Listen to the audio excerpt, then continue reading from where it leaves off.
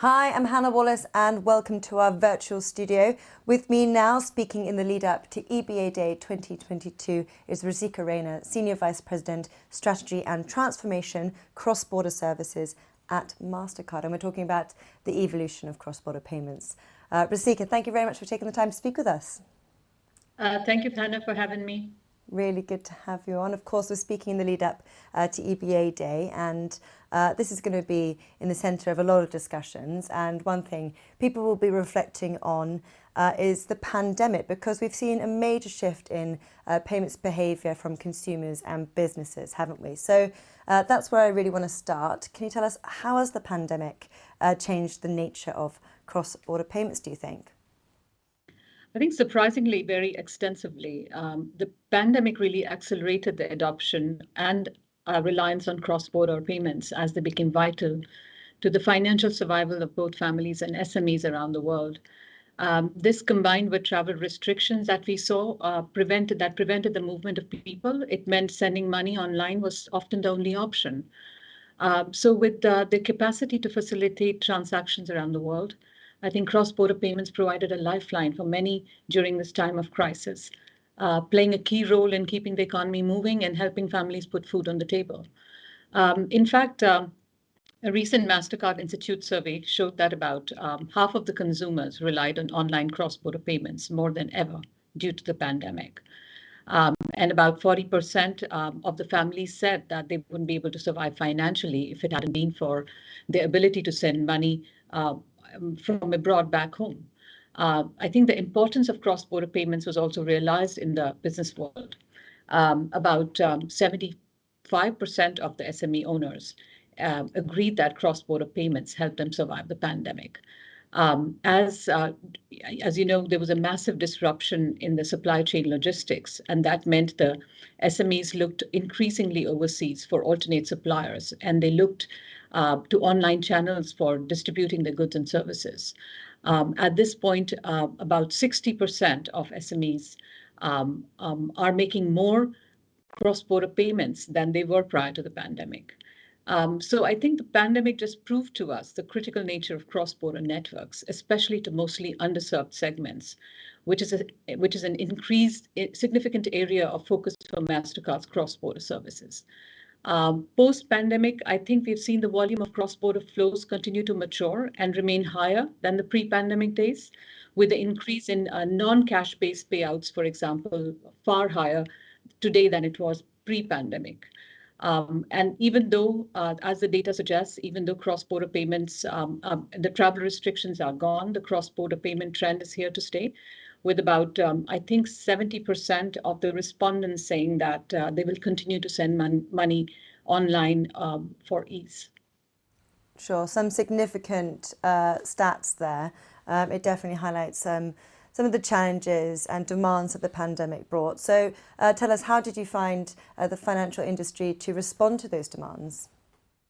I mean, with increased traffic, of course, what it demonstrated was that there was a clear demand for better quality services of cross-border payments, so whether it was in fee transparency, whether it's predictability or simply speed.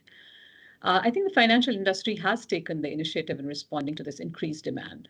Last year, the Financial Stability Board, FSB, published a progress report in the first year of the G20 roadmap for enhancing cross-border payments.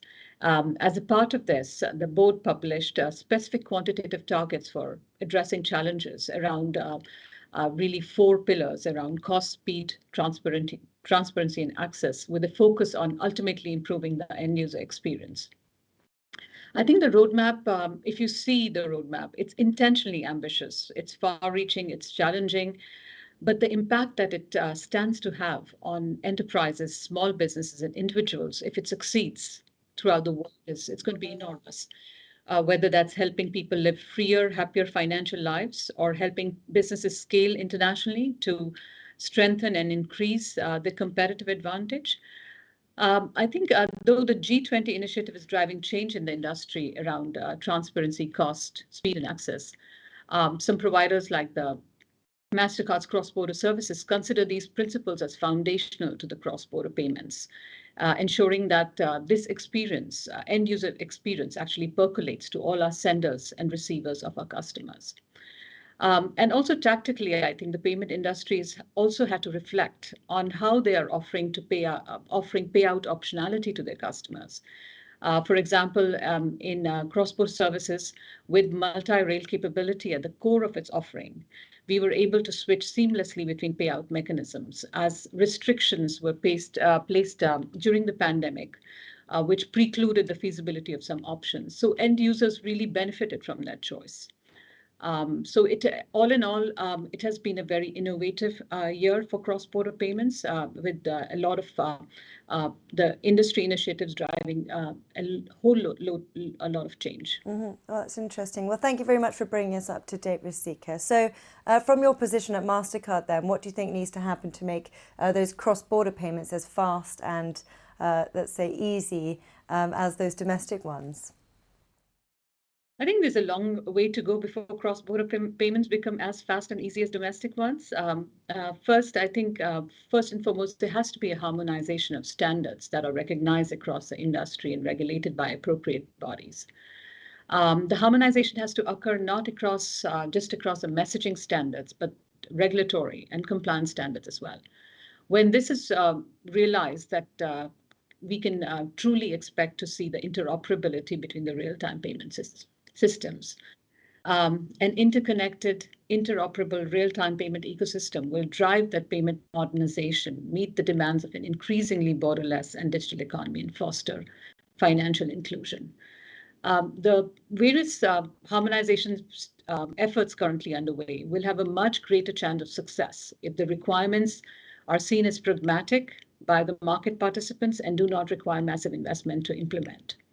For Mastercard, with its experience in operating both card and non-card payments infrastructure, as well as operating a rules-based system, we are collaborating with various bodies in establishing that framework and helping the industry take the leap towards a truly efficient cross-border payments network. Watch this space, it's safe to say, and interesting to hear what Mastercard is doing. It's going to be really interesting to see how the ecosystem develops. But Rasika, thank you very much for sharing your insights. I'm sure we'll be continuing this discussion at EBAday. But until then, thank you very much. Thank you very much, Anna.